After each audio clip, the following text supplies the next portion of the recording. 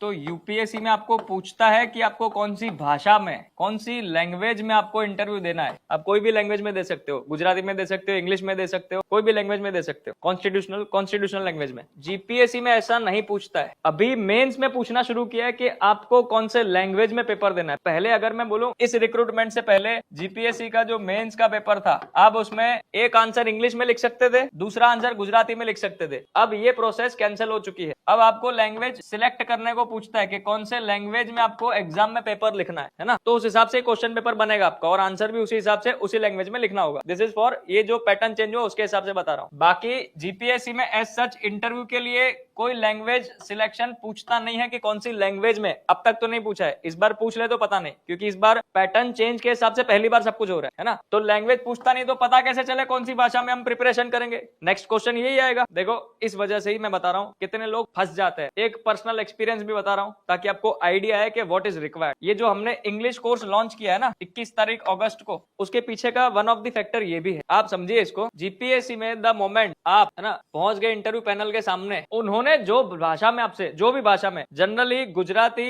English, Hindi, Gujarati, English, Hindi, ये 3 भाषा का इस्तेमाल होता है जीपीएससी इंटरव्यू में। उन्होंने जो भाषा में बोलना शुरू कर दिया, आपको वही भाषा कंटिन्यू करनी है। नहीं तो आपने जो भाषा में बोलना शुरू कर दिया, लेट से आपने बोला good morning sir, how are you, I am very fine, कुछ भी आपने इंग्लिश में बोल दिया, तो फिर आप इंग्लिश में बोलिए। उन्होंने आपको पूछ लिया आइए बैठिए जरा, हिंदी में बात किया, then you continue in Hindi. Gujarati में बात किया, केम छो, इंट्रोड्यूस योरसेल्फ, तुम्हारा विषय के जणावो, तो then you have to tell in Gujarati. आप ये आपको पूछेगा नहीं कि कौन सी भाषा में है, ठीक है।